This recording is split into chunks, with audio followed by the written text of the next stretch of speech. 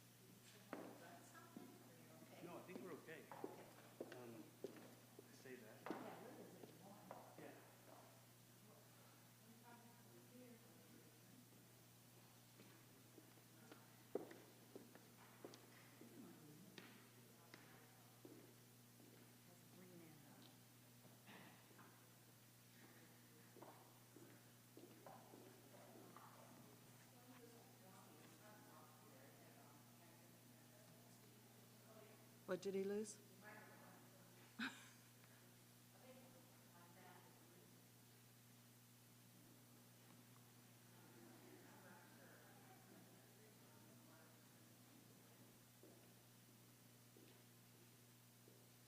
Did you have it upstairs, Court?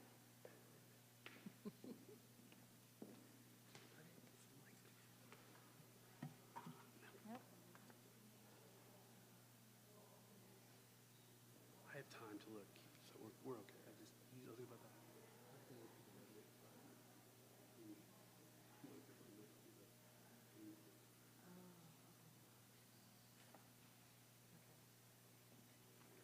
Okay.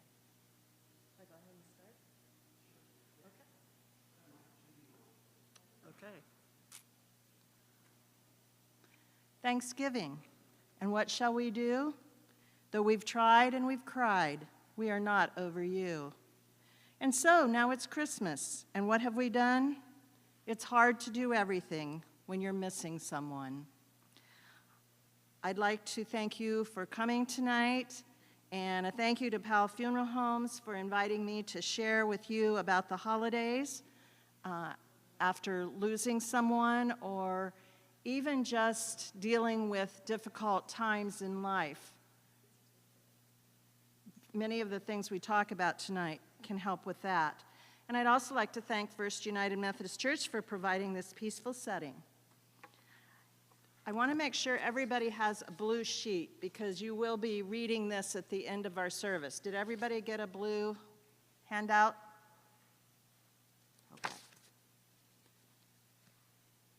Okay. Does everybody have a candle?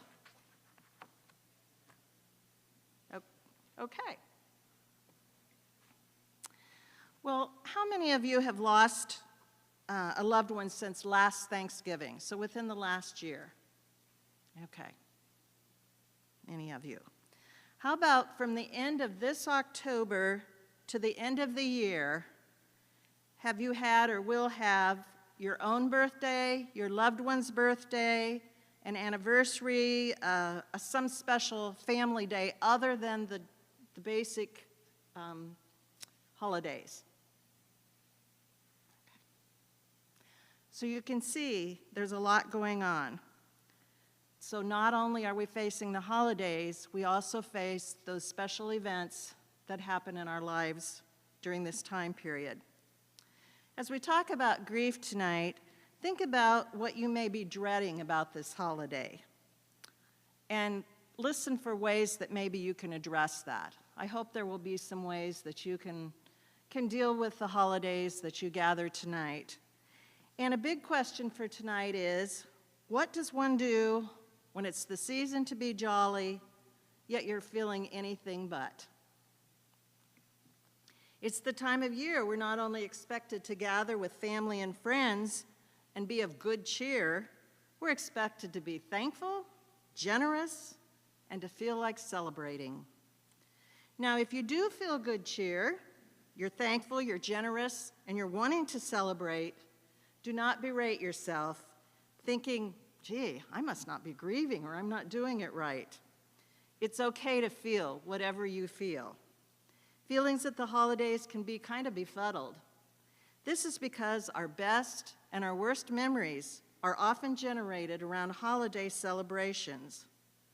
And without warning, memories of how that person did certain things, what they said, their likes and dislikes, and their unique contribution to the celebration come pouring back as you celebrate a Christmas or Thanksgiving or New Year without them. It leaves in their wake the void of the person's presence isn't there. We're amidst the largest holiday season of the year, from Halloween to Thanksgiving to Christmas to New Year's. Bang, bang, bang, bang. And people are overwhelmed with lots of activity. Holidays are different for each person. One particular holiday may be very difficult for one person and a breeze for the other. Halloween may not have much meaning for some or for very many, but if your family always hosted a huge neighborhood costume party, then you'll feel a big void and a big loss on Halloween. If you're grieving, you wonder, Will I survive? The holidays are a time on the roller coaster of grief. I think all of you that are grieving, whether it's just been a short time or a long time, you're very aware that it is definitely a roller coaster.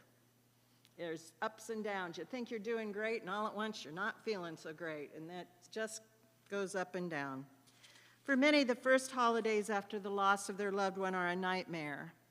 But for others, they're just kind of numb that first holiday season, and they find the second or third year to be difficult. There's no pattern, and you know, it's really hard to put into words how radically changed the world and everyday life are since you've lost someone. During the holidays, there seems to be more reminders that the person's no longer there. You may receive Christmas cards from casual friends that aren't even aware that your loved one's gone.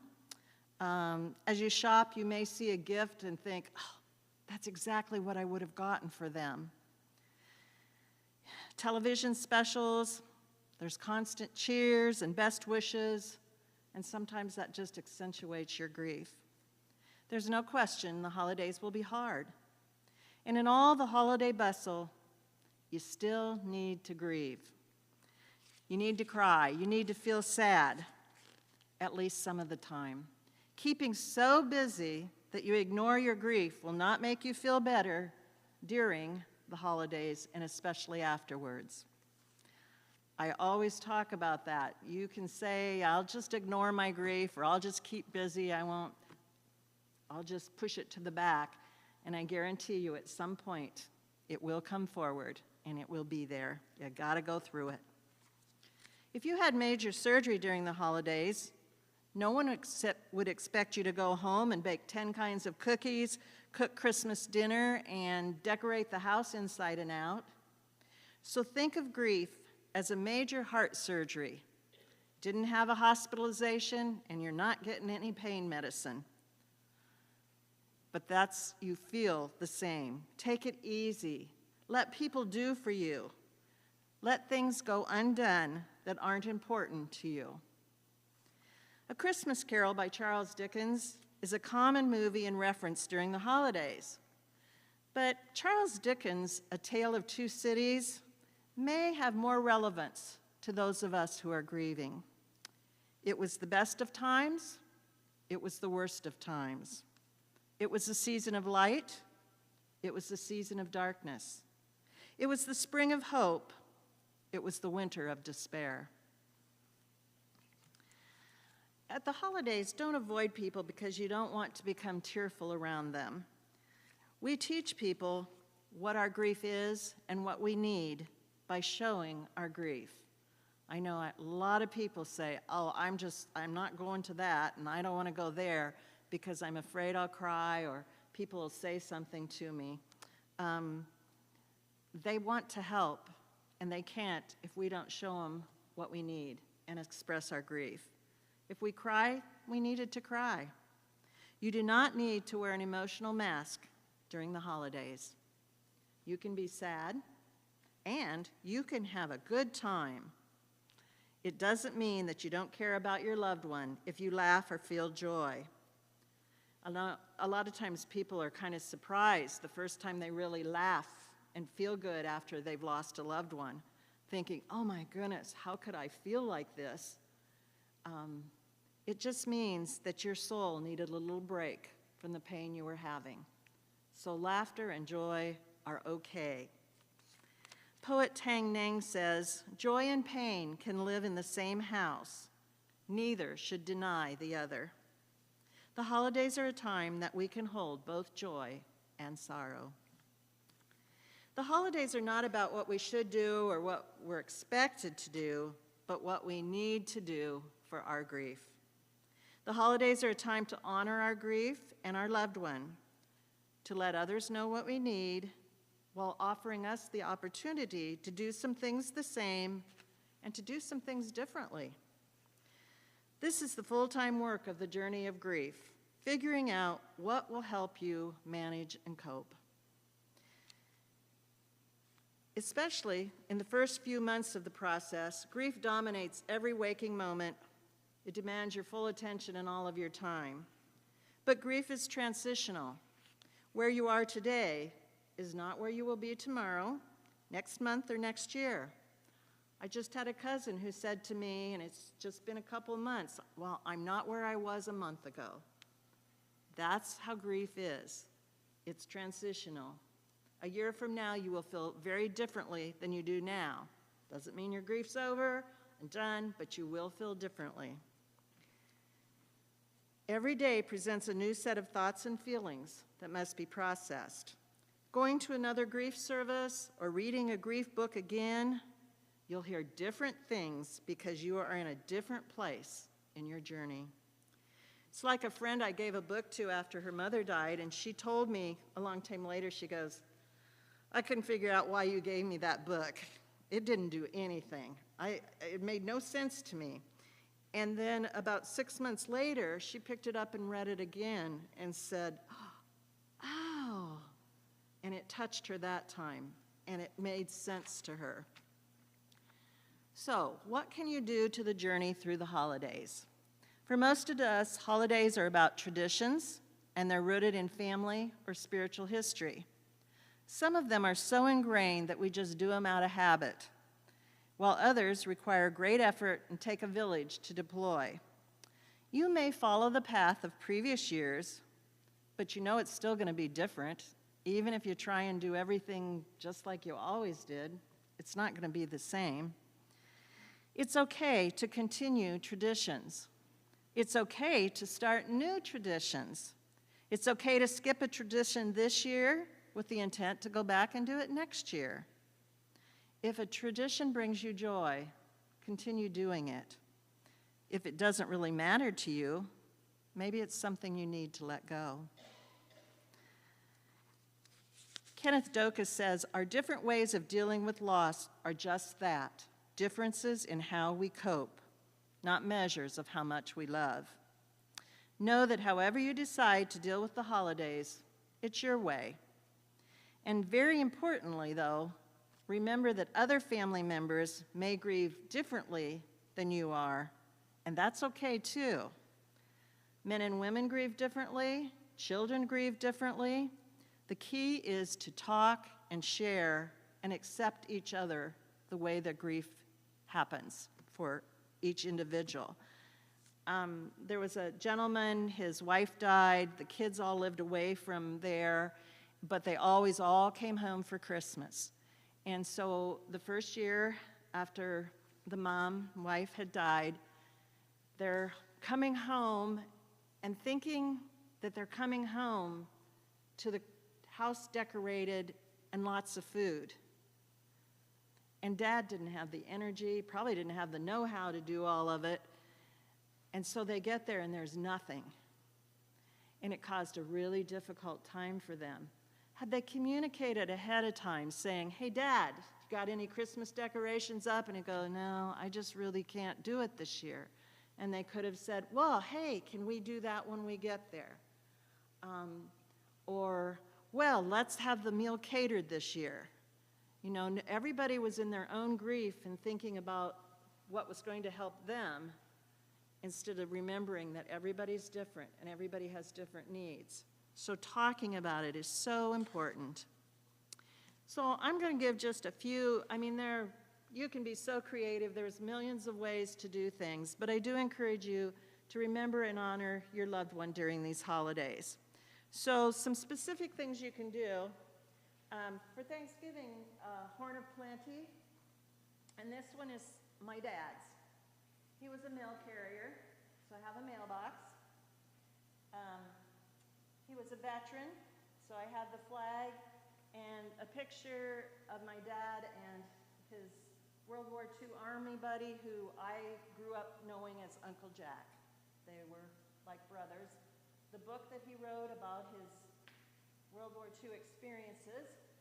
Now, my husband and my family are John Deere people, and my dad was not. And so it was a little hard, but I did find a non-green tractor. So he was also a farmer, along with carrying mail. His Christianity was probably first and foremost the important thing to him, and so I have the cross. And it was really kind of fun when I first put this together. And each year, when I get it out, it's fun to go through it again. And I haven't done one for my son yet. I've been thinking about it, what I would put in his horn of plenty. But it's kind of a, yes, a green tractor. Yes, there will be a green tractor, I promise that. So it's a fun thing to do. You can do it yourself, or you can invite family members saying, we have a horn of plenty. Bring something that you want to put it in for your mom, your dad, your brother, your whoever it may be. Fix a food different this year than what you normally do. Maybe you've always had mashed potatoes for Thanksgiving. Well, do sweet potatoes this year. Just change it up a little.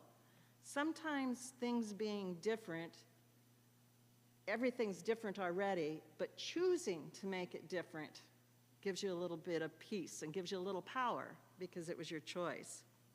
Set a place at the holiday table with your loved one's picture or a flower or some memento.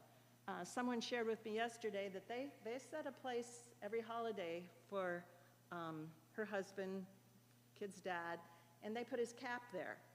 So his cap's at the place along with his silverware and everything. So you can always have them there in that way. Stop, since Thanksgiving is when we think about Thanksgiving and blessings, think of 3 ways in which your loved one loved you. And jot them down or just think them in your mind. Spend some time doing that. We think of gratitude, and it is a great way to heal inside. Express gratitude for the memories you shared with your loved one, and gratitude for the family and friends that you have that are supporting you. Christmas. You can light a Christmas candle, and you can get a pretty big, good-sized candle and light it every day through December, or whenever you just decide to start, and then just light it every day up through Christmas. Don't have to burn it all day long, but maybe it could be a breakfast ritual or lunch, or maybe a bedtime ritual where you light their candle and let it burn for a while. Go to the cemetery with holiday flowers or a wreath. Something, I never felt like that was done around here very much, but I am seeing it a little bit more. And I think some parts of the country it's very traditional to put Christmas wreaths and things at the cemetery. Give someone an unexpected special gift in memory of your loved one. There was a lady who gave her dad a flannel shirt every year for Christmas. That was just standard. And so after her father died, she continued to buy a flannel shirt, and then she would take it to a nursing home and ask that it be given to someone who wasn't going to get gifts. So she was still giving in honor of her father. A volunteer to help a charity or make a donation in memory of your loved one. Donate a book to the library, something that your loved one would have read or would have really liked. Pick it out with them in mind and then give it to the library. Do something for someone else. There are lots of people who could use your attention. Remember that giving and caring for others is usually very healing for ourselves. I think people find the more you can reach out to someone else, the better you will feel, and it will help you. Entertain someone who is as lonely as you are. There was a lady whose husband died, and their Christmas was always with his family. That was just the tradition. And so after he was gone, she decided, I just don't think I can do that this year. And so she chose to stay home and invited some ladies from the neighborhood who she knew would be alone also. And they celebrated Christmas that way. Hang up a stocking. Get a Christmas stocking. And when people come, have them put a little memory in the stocking about your loved one. And then at some point, you can take them out and read them. You could do it as a group or just it yourself.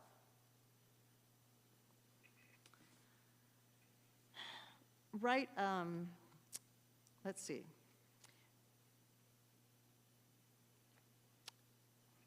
Got way ahead of myself here.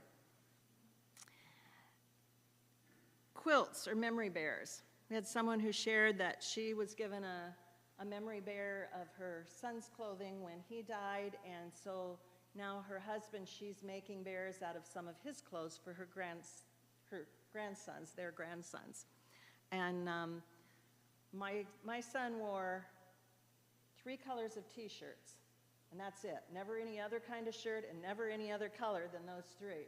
So his nieces and nephews, a friend of mine made little pillows for them out of his 3 colors of T-shirts and put a little John Deere material in there.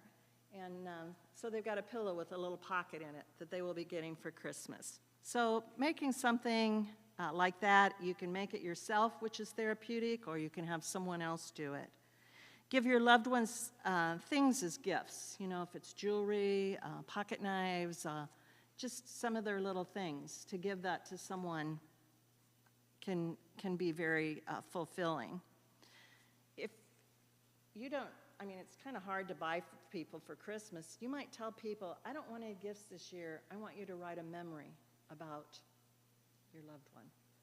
And then you could make a scrapbook or something. Wouldn't that be fun to just, instead of getting gifts you don't really need, but to have memories of them that you could read and think about? Decorate the tree with your loved one's favorite color or a theme tree, or have everyone bring an ornament with memories. I had shared this at a workshop, and a lady contacted me later, and she had, it was her husband. He was a dad and grandfather, and the grandchildren were like young adults, and like they're 19, 20, and they were really having a hard time with his death. And one of her granddaughters says, it just seems like we're just kind of forgetting about him. So she took the idea and she got a tree, and they called it Grandpa's Tree. And they all brought ornaments to hang on the tree. And something that was a meaning, maybe a picture of them with Grandpa, or just something that had meaning to it. So they had a Grandpa tree. How many of you used to make the strips where you make the circles and make the chains, the paper chains?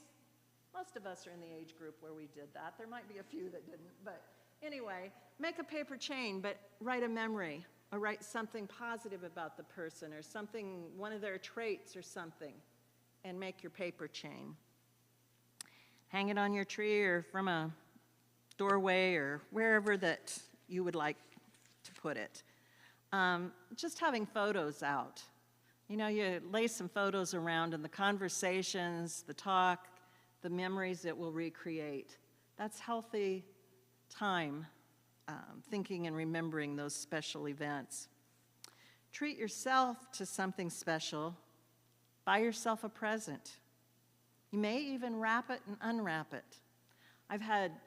Sorry guys, but I've had women say, well, I do that anyway, and they're still here. So, but just go buy something for yourself, that this is my Christmas present.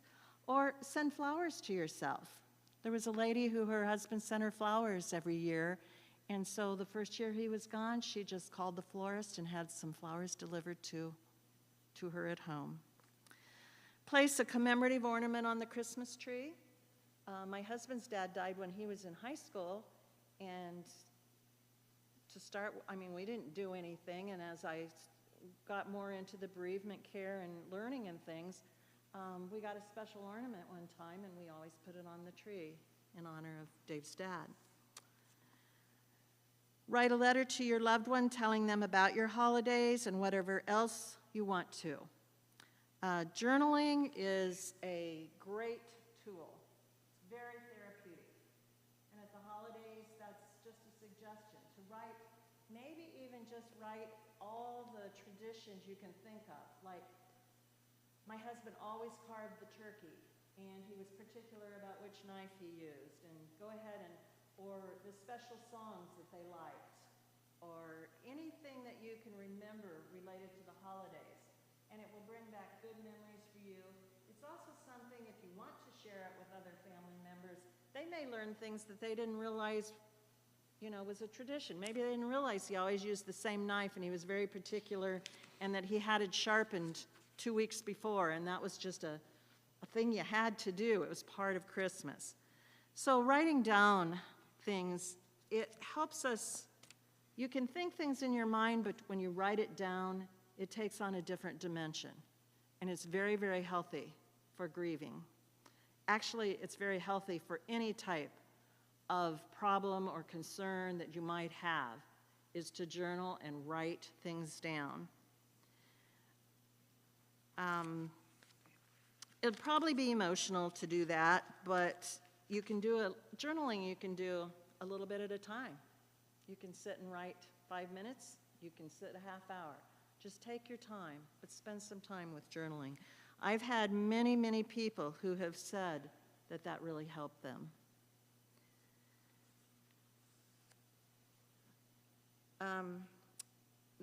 There's a lot of symbolism at Christmas. Oh my goodness, we don't even have the Christmas tree lights on. We're just doing it now. So I'll share some of the symbolism, and maybe it will give you some hope as you're decorating your homes or when you see things. The Christmas trees are round, which symbolizes the eternity of no beginning and no ending. They form a symbolic arrow to heaven. They're evergreen, reminding us that life and hope continue and that love is forever. Gift wrapping. We don't really wrap it, but there's gift wrapping, and that it reminds us that there are still wonderful things in our futures that we haven't even seen yet. There's good things that will open up in your life, even though your loved one is gone. Special foods and fragrances remind us of the nourishment needed to go on living and the love and investment that it takes. I brought pine cones because I love the smell of pine cones. And for food, I got chocolate.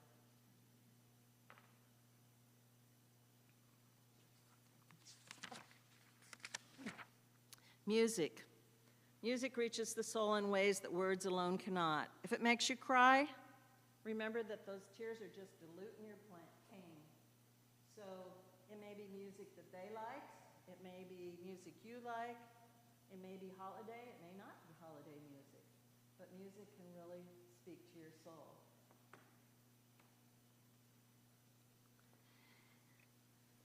Candles and fireplaces remind us of warmth and light. We've got several candles, but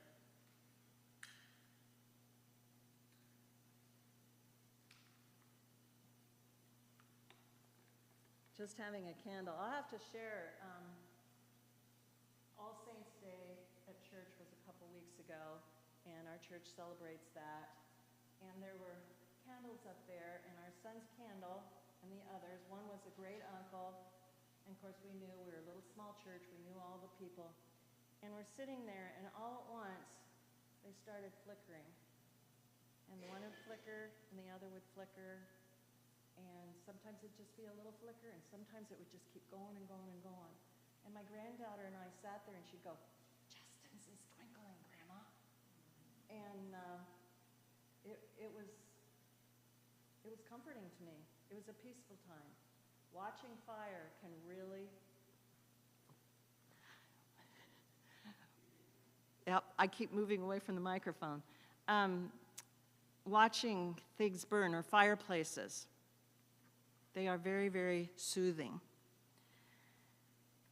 Make a list of it. One more. Light reminds us that there is hope. Darkness cannot overcome light, but light can always prevail in the darkness. Something we all know, but you know, that's really pretty profound. So for New Year's, have a candle lighting ceremony on New Year's Eve. We've got 3 candles here, and 1 candle, light it for past joys, a candle for present courage, and a candle for hope for the future. You can make a list of attainable personal goals for New Year. And, you know, I don't know how many of you set New Year's goals. That's kind of, we all say we don't do it anymore because we never kept them anyway. But it's still a good thing to think about. But when you're grieving, you need to really set something that's small and attainable. It may just be going back to a store that you haven't been back to since your spouse or your family member or someone died because you just haven't been able to do that. Set that as your goal. Don't say I'm going to go back so many times or anything, just one time, go back to that store. And then figure out how to do it. Maybe it's asking a friend to go with you. So, attainable goals. And you can always toast your loved one and the memories that they have left with you. So during the holiday season, be kind to yourself. Do the best friend test. Have you ever heard of the best friend test? Pretend that you're consoling your best friend. What would you say to them if they shared your story with you? Say that to yourself. Plan ahead. You've had a lot of uncertainty that you couldn't prepare for. The holidays are something you can prepare for. You can come up with some coping tools or anticipate situations that may be hard. You know, grief is so unpredictable. I'm sure all of you have had times where you aren't expecting it at all, and all at once you're just kind of overwhelmed with grief. Don't know what triggered it even sometimes. But so say you go to an event and you realize halfway through that it's just too overwhelming. I just can't do this. So tell yourself it's okay to say to someone, I'm just a little overwhelmed now. I think I need to take a break and leave. And go. It's perfectly fine. And you don't have to make a big deal out of it, and nobody should think anything more except that you left. It's okay to delegate responsibilities during the holidays. It's okay to ask for help. People really want to help, but they may not know what to offer. By asking for help, you're really giving others a chance to be your support system, and it will make them feel good as well as help you. You may find people no longer talk about your loved one, thinking, it might upset them. I just won't mention anything about him. Well, maybe you want to talk about him. So go ahead. If you bring up their name first and you tell a story, that gives the people around you permission to also talk about them and share about them. Take care of yourself. Be physically active. Eat properly and rest. I know we're told that about everything in life, but it is part of grief, too, to take care of yourself. Make plans which will give you the balance between some private time and some social time. You really do need both. Holidays will never be the same without your loved one, but they can still be special days full of love, memories, and joy. As we turn now to hear some words of hope from Pastor Court, followed by our candle lighting service, I want to thank you for being here and express my sincere caring for you during these holidays and on your journey of grief. Thank you.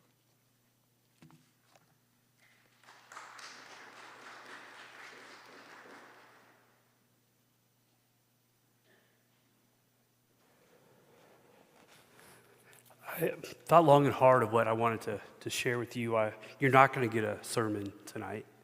I thought I'd like to share a few thoughts of what I've learned about, from a different point of view, I guess you could say. As a minister, I went into this thinking that, I get to do sermons and I get to wear the pretty robes and I get to, do all these great things and talk about God all the time. And as I went into it, I went and met with a mentor, and he said, "Do you think you're going to give a lot of sermons?" I'm like, "Yeah, I have a lot to say. You think you're going to go save the world, right?" Like, "Yeah, I can help people." And he said, "You need to go live in the real world for a while." I had just graduated college. I felt that I knew what I wanted to do, and he said, "No, go give it a break and go live in the real world and experience that more." And he said, "What you're going to see as a minister is loneliness. You're going to see the other side of life." I didn't really know what that meant, but what I did know is that for me, if you want to be a minister, then you shouldn't be a minister. But if you have to be a minister, then you need to be a minister. It's a calling. It's something that I don't wish upon. This, again, this isn't in any way boo-hoo me. I hope I can lead to a point, is that going into ministry, I go to seminary and I take hours and hours of theology and hours of doctrines, of every doctrine, not just Methodist, but every doctrine and every philosopher and every thought and every religion and the intense study to go into that, trying to make sense of it. And it was never a multiple choice or a true false test. It was always state what you believe and state why you believe it. And if you can do that in a way that's understandable, in a way that makes some sense, then you got a good grade. And if you didn't, then you had to return and do it over again. I took trauma class. I learned how to recognize trauma, and I took pastoral care, and they taught me what the books say and what to do when people are hurting and mourning. And they give you all the good book knowledge. Going into a church then at the same time, I was serving a small church in Napoleon, Missouri. I grew up in Missouri. And as I was in Napoleon, it was kind of a baptism by fire as far as ministry goes. It was, in my first couple of years, I did over 100 funerals, not knowing what in the world I was doing. First, I would go to these accidents or these all different types of way that people would pass away, and I listened to the families, and I heard over and over of, God needs another angel, or God needs another plant in the garden, and I watched people hurt and grieve, and I kept hearing, why would God do this? And I kept hearing this over and over, and the more and more I studied, and the more and more I learned, and again, I learned every doctrine of every different type of denomination or non-denomination, and every other kind of religions and stuff, and little by little, I started to have to try to, how does book knowledge and the knowledge of grief, and the knowledge of death, and the knowledge of how do we say goodbye? So what I want to share with you tonight is something you may disagree with me about. It might be your theology is different than mine. That's okay. That's okay. Don't worry about that. I just want to share a couple thoughts. I don't want to preach to you and tell you this or that. I just want to kind of what I've taken and what I've seen other people grab onto. And this isn't about me tonight. This is all about you. And take what you may or. There was an instant where I got called. I was in my third year. I remember the church people. I remember my first church. They said, "I have boots that are older than you," and they would tell me how young I was, or remind me of that. And I was like 26, 27, and trying to understand. And I got to the point where I did so many funerals that I was the most popular guy around, because that's how I got so many new members to all the churches.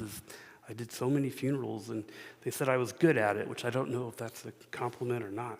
But what I started to learn, though, and see was just the different way people grieve. I saw the different way that people handled death, the different way that people react at funerals, the way they don't react at funerals, the way it can tear families apart, the way it can bring families together. I started watching people who would go into their cave and sometimes not come out.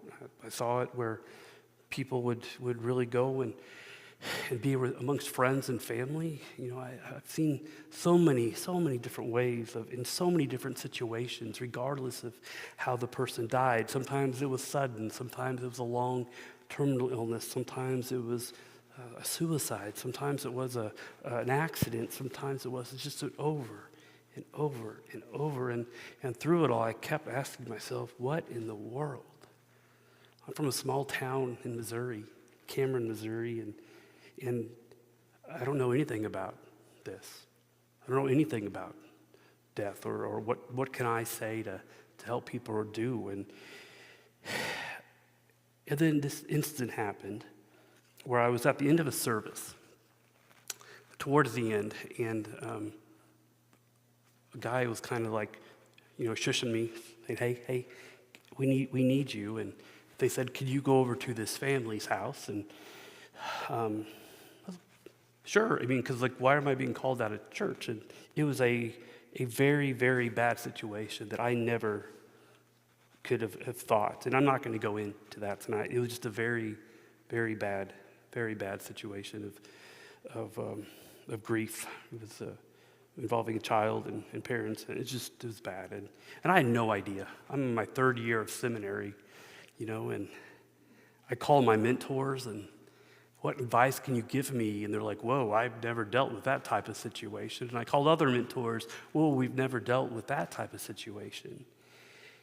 And so I didn't know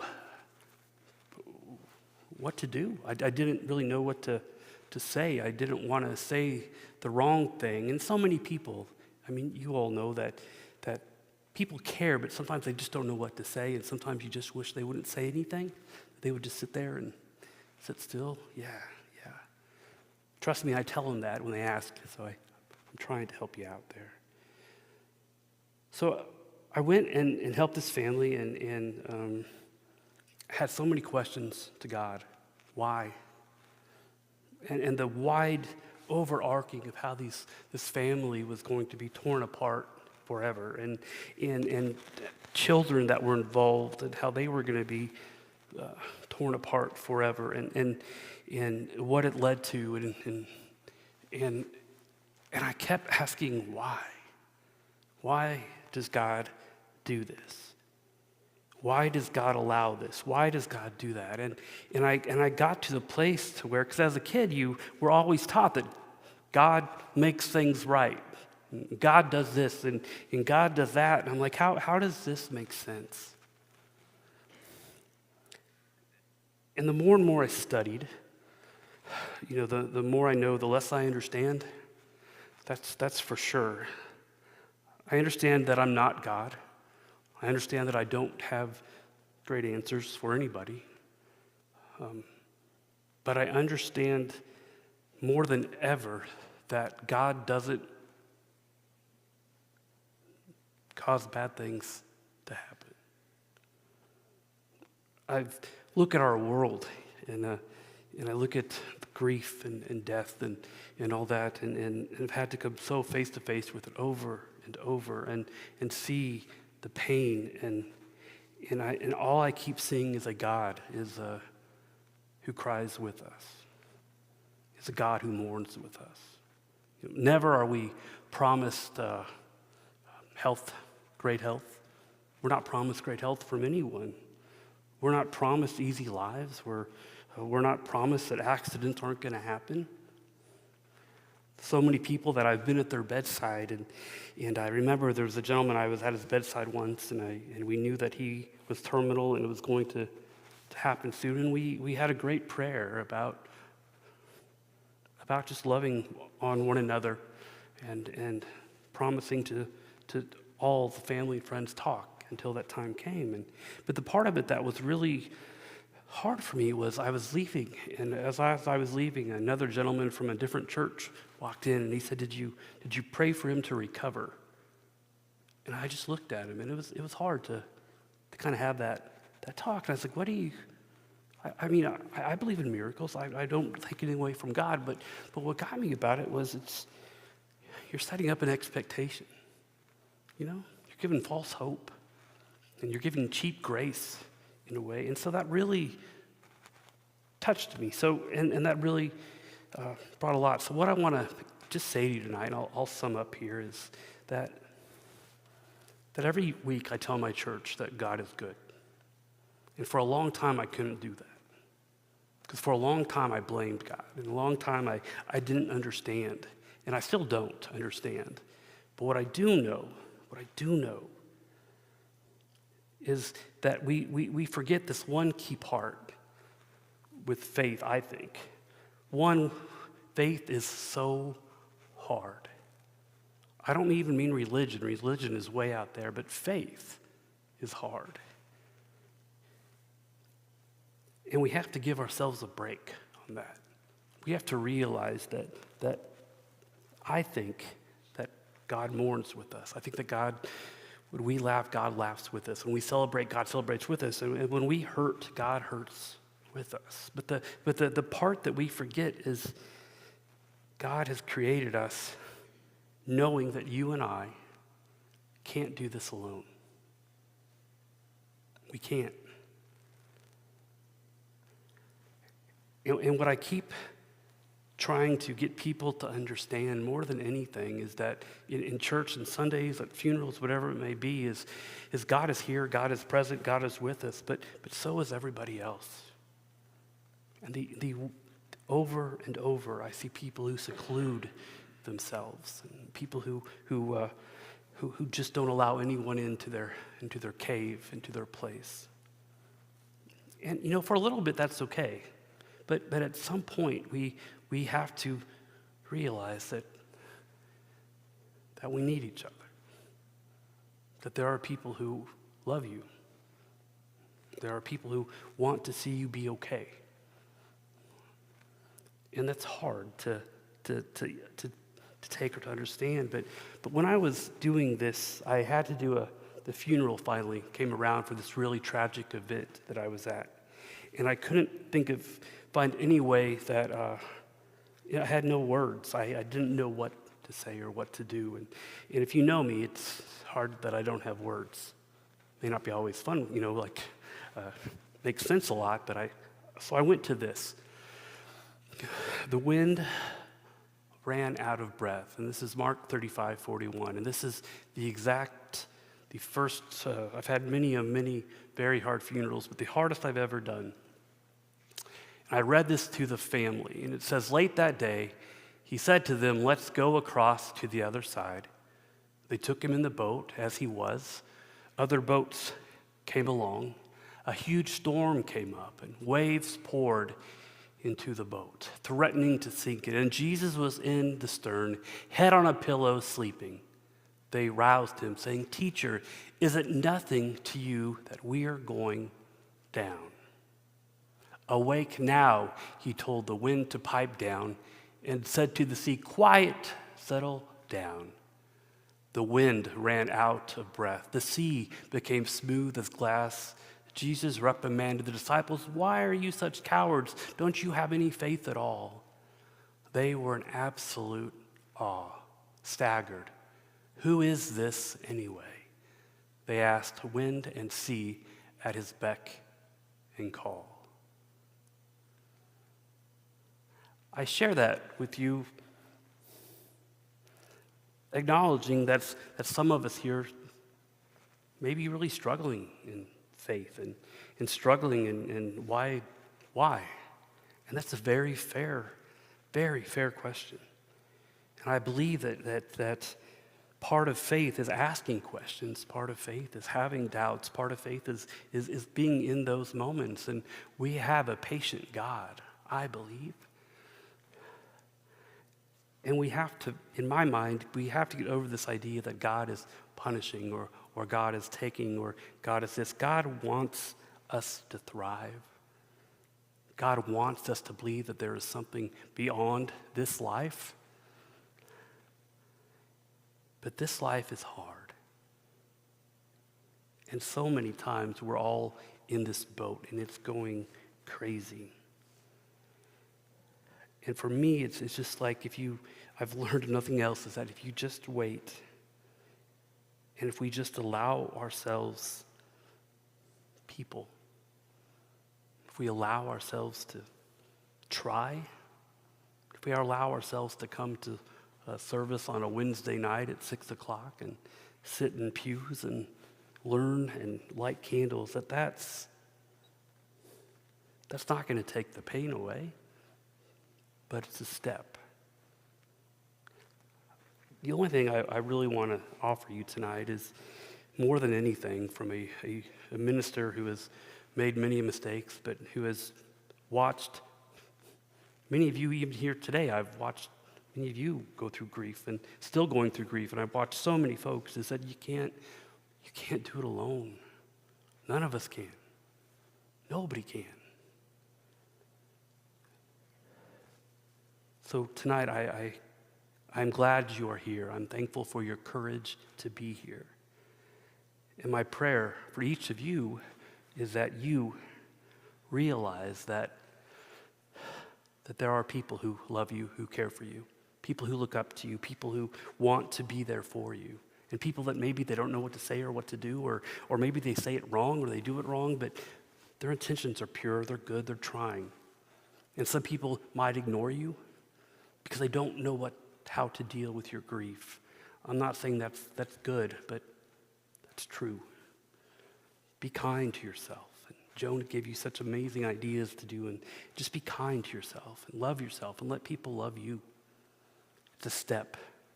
And nothing we say or do tonight is going to instantly take any pain away, but you can't do it alone. There are ministers, there are people out here who want to walk with you in this journey, to empathize with you, to just be your friend. You gotta let that happen. And finally,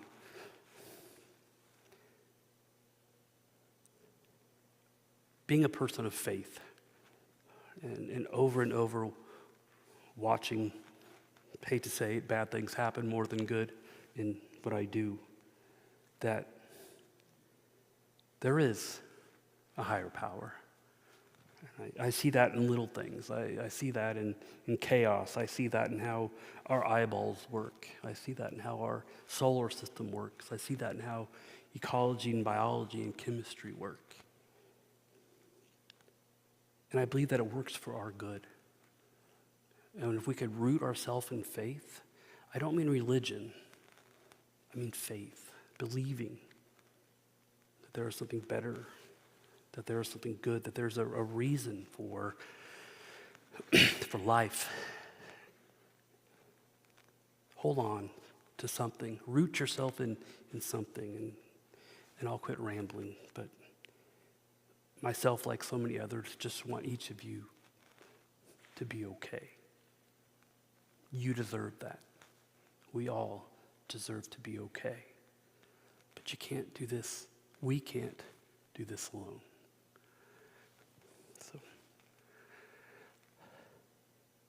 So now we're going to go into this next beautiful part of the night where you'll hear the loved one's name read and see the candles lit. And this is a step as we go into Thanksgiving, into Christmas, into New Year's. But you don't go through any of this alone.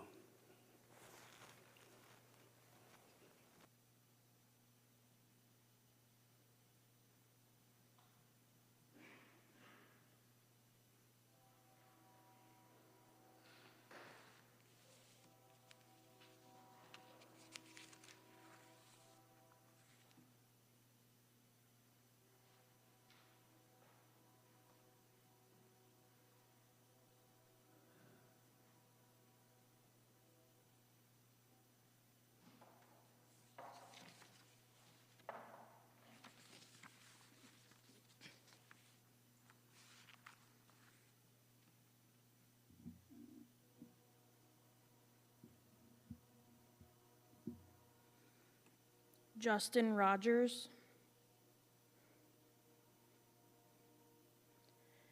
Kevin Olson, Dorothy Welcher, Vicki Wilson,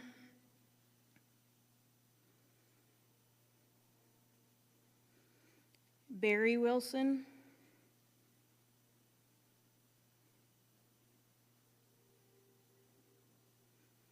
Dr. Stephen Weddick,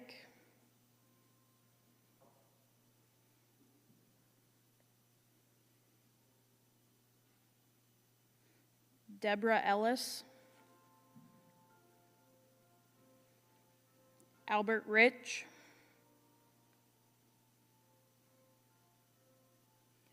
Brian Roth, Mark Rose,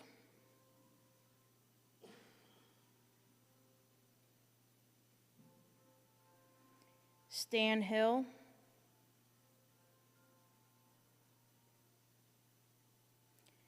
Glenn Richenberger,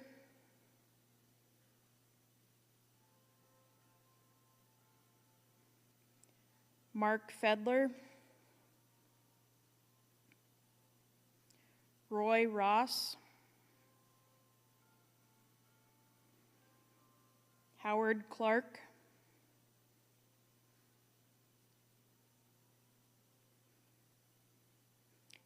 Danny Clark, Lisa Clark,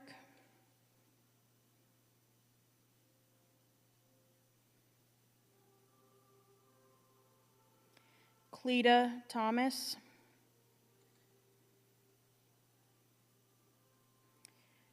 Lindsay Cornick,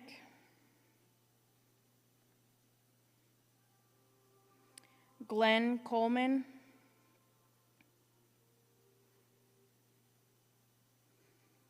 Norma Boney,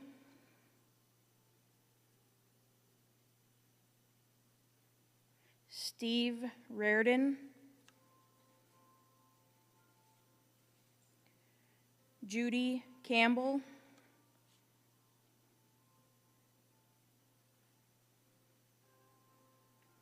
Bonnie Vance,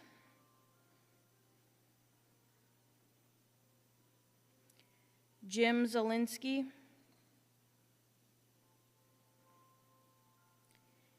Gary Bortz,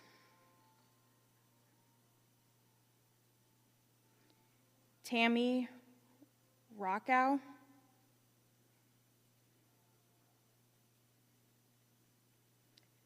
Al Husinga,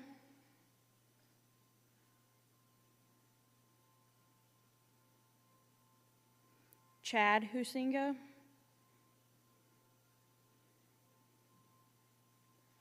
Mark Kentler,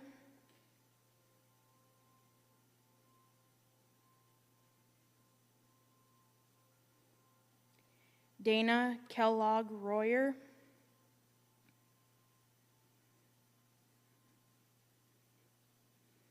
Dorothy Jean Kellogg Helfrey,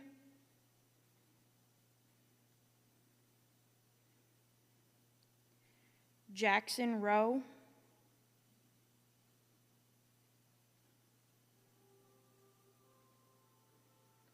Suzanne Gable,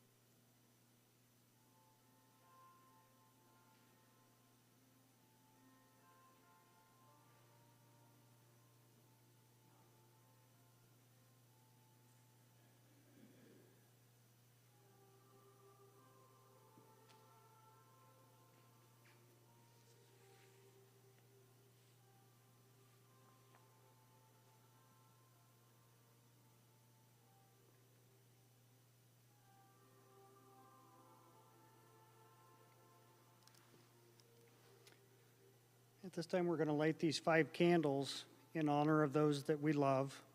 The first candle represents our grief. The pain of loss is intense. It reminds us of the depth of our love. The second candle represents our courage to confront our sorrow, to comfort each other, and to change our lives.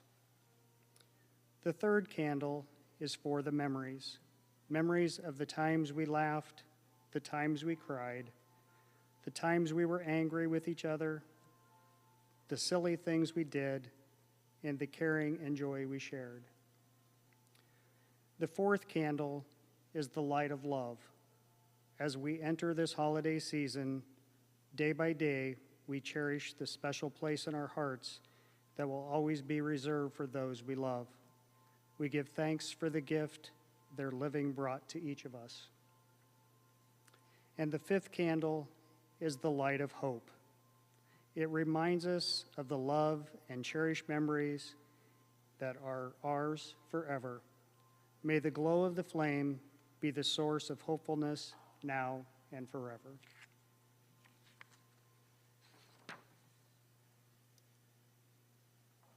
Please join me now from your blue handout as we read together. We remember them. In the rising of the sun and in its going down, we remember them. In the blowing of the wind and in the chill of the winter, we remember them. In the warmth of the sun and the peace of summer, we remember them. In the rustling of the leaves and the beauty of the autumn, we remember them. In the beginning of the year, when it ends, we remember them. When we are weary and in need of strength, we remember them. When we are lost and sick at heart, we remember them. When we have joys we yearn to share, we remember them. So long as we live, they too shall live, for they are now a part of us as we remember them.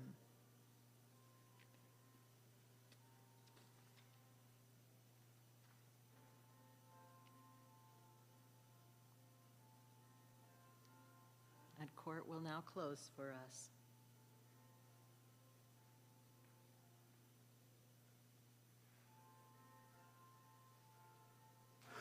Thank you, everyone, for coming tonight. It takes courage, and it also shows your desire and your love and maybe even your hope. To remind you a couple things is for one, when we're done here in just a couple moments, that we have coffee, cookies in the back. If you want to stay and talk a little bit, then share and know that you're part of a community. Also, you'll hear more about it, but December 18th will be a Wednesday night at 6:30. We're going to do what's called a Blue Christmas. A lot of people have never heard of a Blue Christmas or how it goes, but again, Christmas is hard, and many people are dealing with grief or depression or just constant worry. Blue Christmas is a time that we'll have the beautiful big tree and decorations, but there will also be a tree that is all decorated in blue. And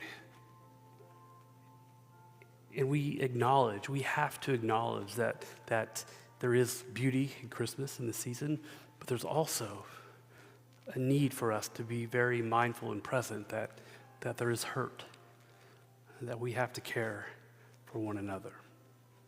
So you are certainly welcome that. You'll hear more about it in the radio and in the paper. And if you have any questions, please contact the church, contact me at your convenience. So if it's okay now, I'm going to say a blessing, say a prayer. And again, some of us are in different places with God, struggling with that. And wherever you are, it's okay. God is good, is patient, and has more grace, forgiveness, hope for us than we can ever imagine. Let us pray. God, we come before you tonight. We don't really know where the road is going to go. But remind us tonight, Lord, that you have given us amazing people in our lives. There are still amazing people we haven't met yet who will encourage, who will hope, who will pray, who will be there for each and every single one of us. Gracious God, we struggle. We have many questions, and we just hurt. Remind us of hope. Remind us that some way, somehow, we will all be together again. Gracious God, thank you for this night. Thank you for these brave people who have come here just to simply hope. And we do this in your Son, Jesus Christ's most amazing name. Amen. Amen. If you don't mind, I say this at the end of every service, every funeral, every Sunday service I do. I say, as you go forth from this place, through the good, through the bad, through the happy, through the sad, go forth knowing that you are loved and forever and ever shall be. Amen. Amen. You may blow out your candles and you may have a peaceful night.